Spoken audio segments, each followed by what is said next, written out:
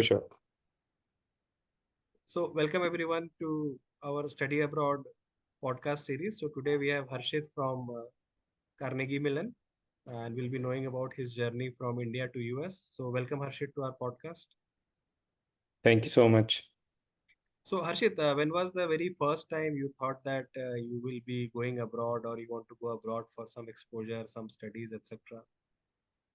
So I think this has been I wanted to go abroad since my undergrad, but actively I started when I graduated from Delhi Technological University in 2020.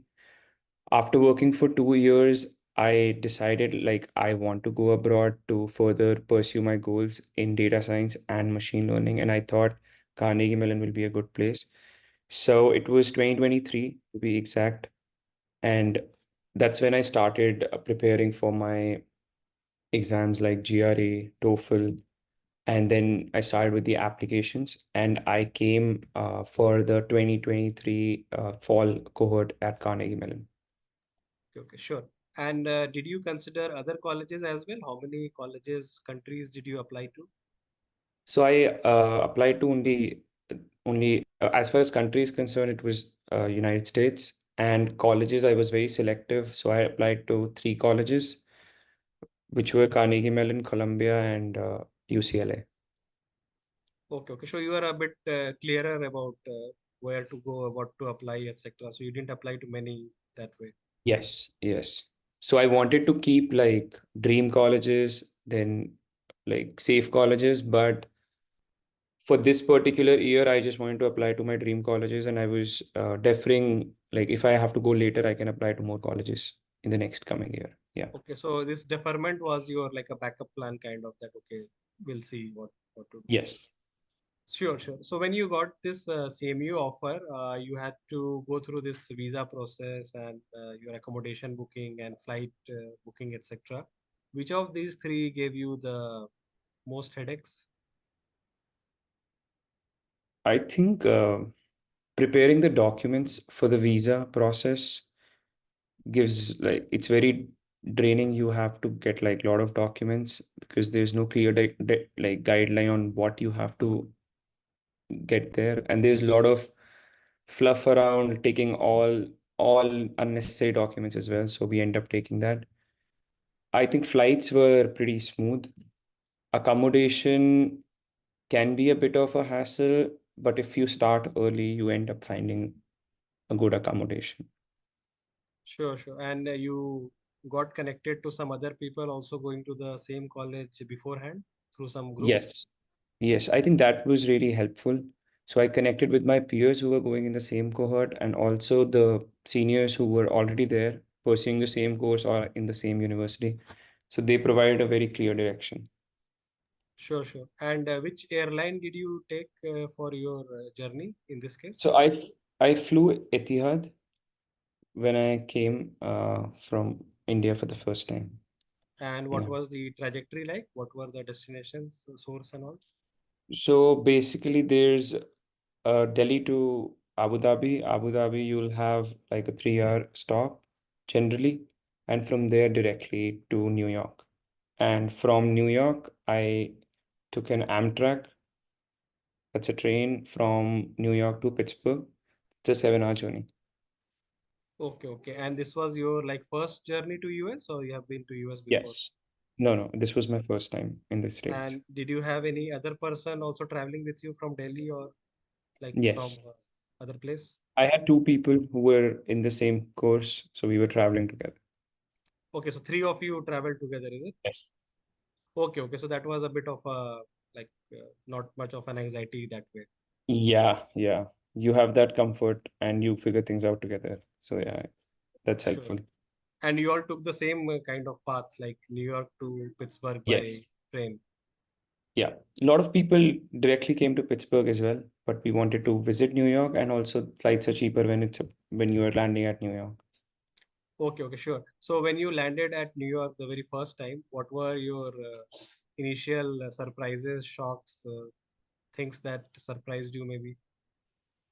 I think initial surprise was, do we need to go with the yellow taxi or we can just Uber it up?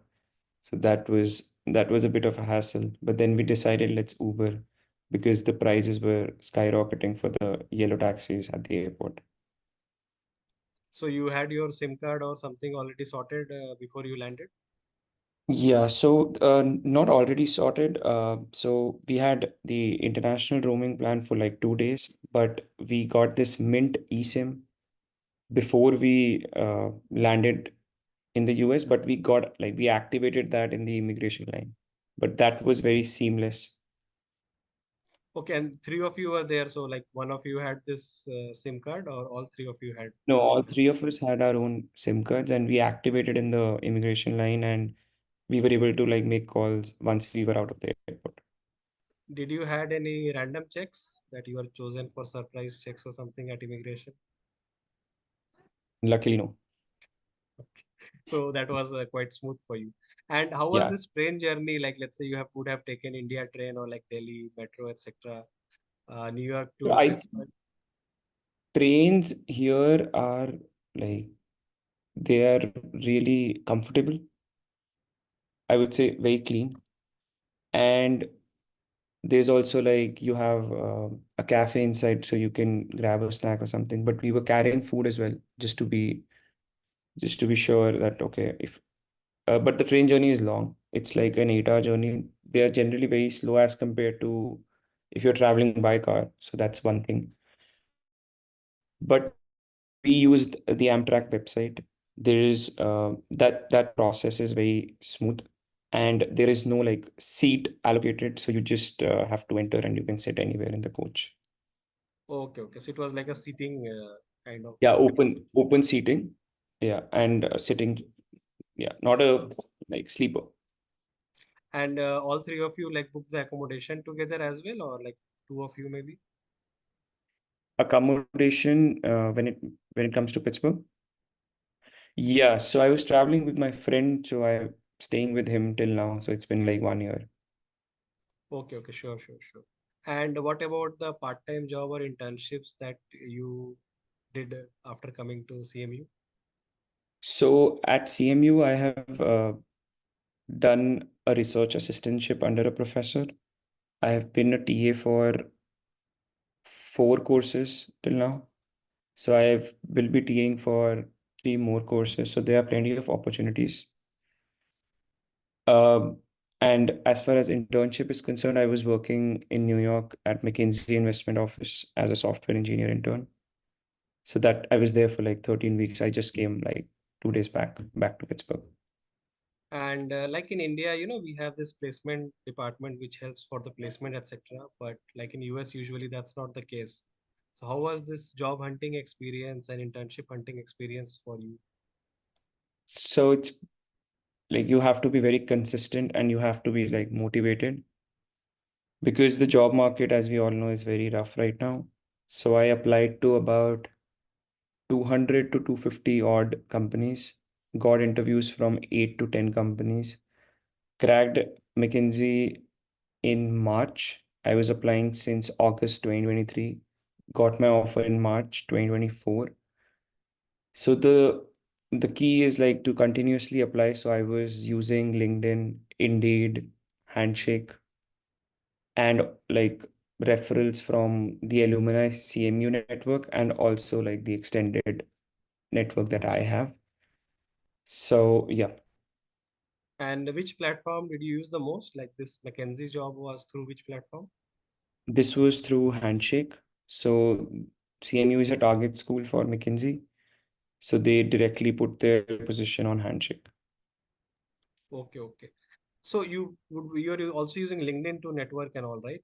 Yeah, So that a also lot. helped to get any interviews or not much? Yeah. So I like as far as big tech is concerned, I got an interview from Adobe just by messaging a hiring manager. Then I had 4 rounds of interviews for that, but that unfortunately did not come through at the in the last round.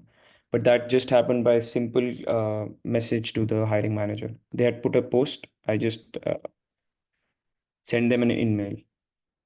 Sure, sure, sure. So what will be your like coming to the last question, what will be like your advice to the juniors who are coming to US? Like you are saying, job market is not good, this, that, but on the other hand, that some of you are still getting the offer. So who are the people, who should not come, or who are the people who should come, or like what will be the mindset that people should have before coming, at least like from your point of view, at least what will be your say to them? I think my advice will be like in the starting, students are doing a lot of things. They are managing their personal lives, their their coursework, and obviously, as you mentioned, we don't have any placement cells, so you have career fairs, or you have you just have to reach out yourself. So it can be a bit overwhelming. So one should be prepared for that. That okay, things will settle, but in some time, and be patient. Second thing I would like to say is that they right now job market is tough, but it's not like people are not getting jobs. I have people who are working for big tech right now in internships or in full time. So good people who are putting their effort, sometimes luck plays well for you. Just be open for the opportunities. Don't get bogged down with rejections. You will get multiple rejections, but that is a part of the process. It's not on you. So, and also in general, if you're coming to the US, there are a lot of uncertainties that are there. So you're leaving your home, you're stepping out of the comfort zone. So just be prepared for the uncertainties as well. And rest will be fine. I think I've had tremendous learning in the past 1 year, growth. In spite of job market being bad, I've learned a lot from the CMU coursework and also from my internship. So yeah. Thank you, Harshit, for your time and sharing your valuable insights to our audience. And we hope our audience have learned something from this. So have a good day, Harshit. Take care. Bye. Thank you, Vishal. Have a good day too. Take care.